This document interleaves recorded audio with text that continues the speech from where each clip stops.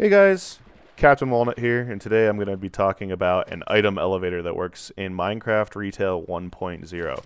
It works much like some of my other elevator designs that you might have seen while they're up for a couple hours until I realized that Retail had broken it. So I designed this elevator with it being update proof in mind, so theoretically this thing will work for all time. As you saw there, each piston only needs to fire once in order to get it up to the top. This thing can go as high as you want it since it's a modular design. It's also relatively compact for being a bottom-fired elevator design. So I'll show you how to build it now. Okay, so now we're going to build it. So I've already laid out where I want it. This little snake here is going to be a trail of repeaters eventually. I'll get to that when I build it. And this piston marks the center of where I want my elevator to be. So first thing I'm going to do is I'm going to build a water stream to get the items to there. There we go, yep.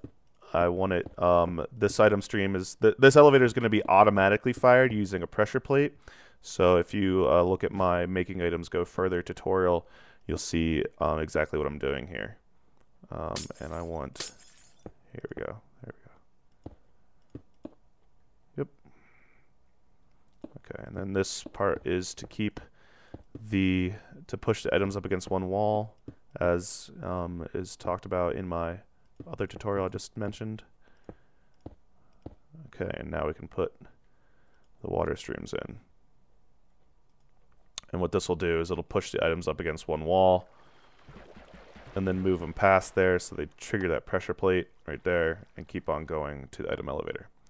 So this item elevator is going to require sticky pistons for the horizontal pushers. So I'm just going to build the center part, and I'll use regular pistons for the vertical pushers. So I'm going to build the center part, use spiral on up here, use a scaffolding material. This brown wool is going to get removed later. I'm just going to be using scaffolding material and remove it after each step so that it makes everything easier to talk about. Some of the stuff you can leave in, you wouldn't actually have to remove, and actually in later steps we'll be placing blocks in the same area to be used as scaffolding. So this isn't the most efficient, resource-friendly way to build this, but it's the easiest and clearest way to explain it. So that's what I'm going for here. So I'll just build this thing up a couple levels, and you'll see. And you know, this seems good. Maybe one more? Nah, this is good. All right. So you want to come back and knock out the scaffolding. If I could hit it.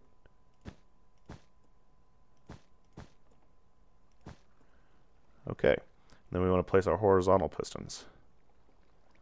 So each of these pistons needs to be placed 2 away from it, and then 1 up, so that way the pusher would be at eye level from that piston. So this piston will activate, and then this piston will activate, forcing the items onto this piston. And then knock out the scaffolding. And you do this all the way up. You just keep spiraling around.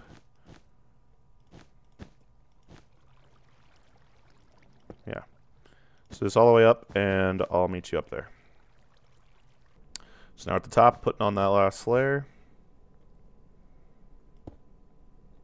And then we need some place for the items to sit on. Since this is the last piston of fire, it'll get pushed over by that one, and then land on this brown piece of wool. So now I'll do the scaffolding for the redstone. So I'm going to be using green wool for any block that'll get powered through by redstone. So like a repeater will be next to it, and it'll get powered through. Redstone will touch it and power it, and then purple wool for any block that redstone will sit on. Yeah.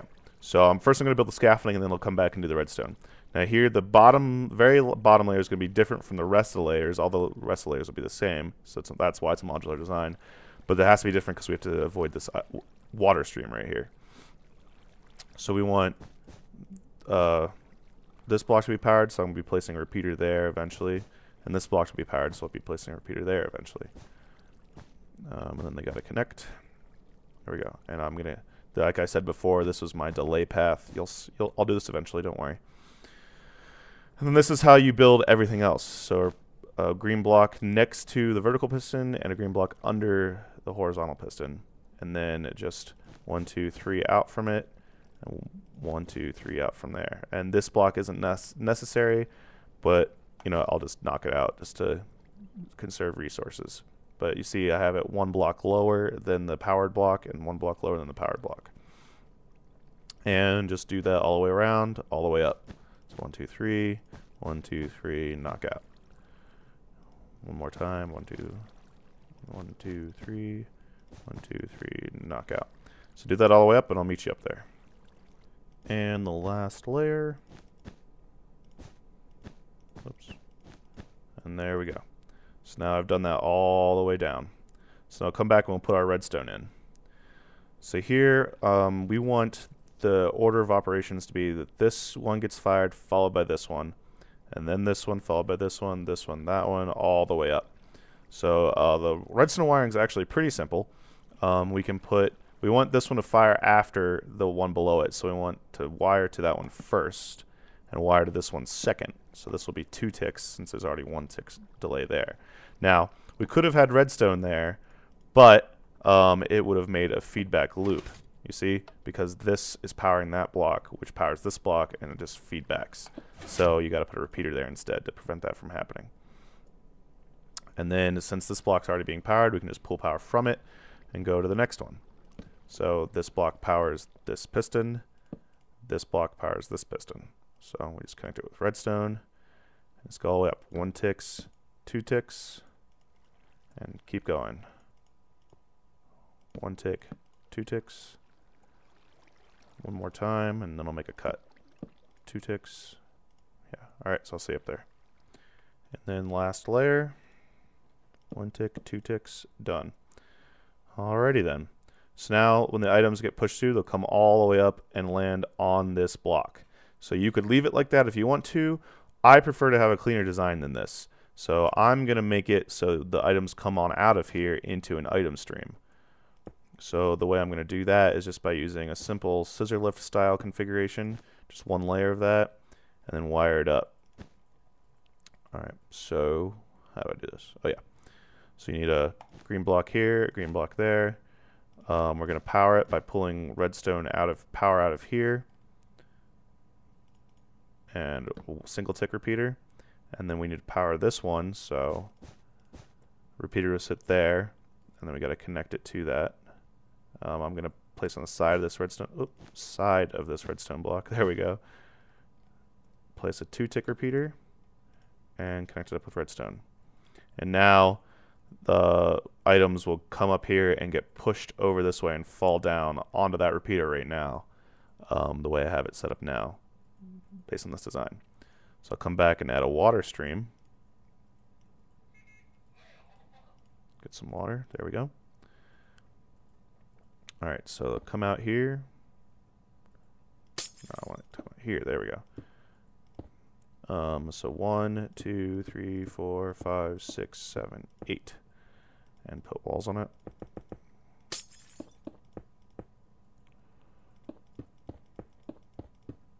And put your water in. So now the items will land in this water stream, and you could have this angled any direction you want it to. You could also make this thing come up 1 more level, just repeat this pattern up 1 more, so you could have it come out at any direction you want it to. Right now, it's coming out in the direction it came in at, so this will land back in a stream, and the items just infinitely loop around. Which could be useful for some applications where you don't want your items to despawn, because as far as I know, items don't despawn if they're moving. Okay, so what I'm doing here is I'm going to set up the delay. So because we have a pressure plate here, the items are going to press that pressure plate and it'll power the redstone underneath it. And it'll come on out here, and then I need to know when the last piece of redstone has passed. So what I'm going to do is I'm going to use a falling edge trigger, and I will explain how that works. So let me just add 2 more bits of redstone and then a couple repeaters so I can explain it better. And these repeaters are set to full ticks. Alright, so let's say I have a big long stream of items flowing through here. I don't want it takes 96 ticks for it to flow from this pressure plate to the piston, but I don't want to know when the first one gets there. I want to know when the last one gets off. So the way it works is that the way this piston is set up is this pulse train doesn't get triggered until the last item gets off of it. And let me stand on it and I'll show you. You can see I'm standing on it right now and it hasn't gotten triggered. But as soon as I get off, it gets triggered. So that's what we want to happen. We don't know when the last item leaves it, so that way we know when to fire the pistons. So we just go around. Like I said, it's 96 ticks, which means we need 24 repeaters at full ticks. I have 4 sets of 6 repeaters each, equals 24. And just set up all your redstone.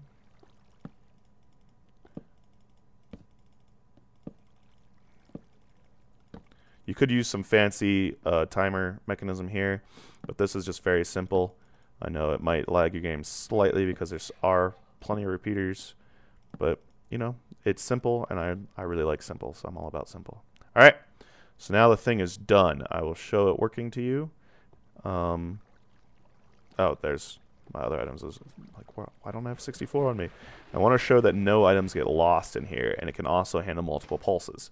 So there's one pulse going in, and now let's say I have another pulse going in. Like, let's say you have a mob system, and you have a couple mobs drop, and then no mobs drop, and then a couple more mobs drop and release their items. This can handle that. See, so you have 2 pulses going through it right now, and I could have even more. But there's my first pulse coming up right through there.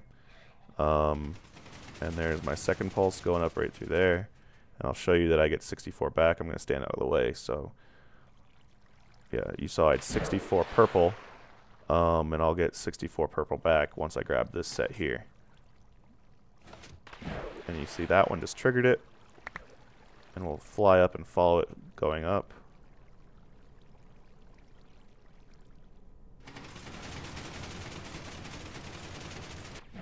There you go. So that's all there is to it. Hope you enjoyed this tutorial. Thanks for watching. Bye-bye.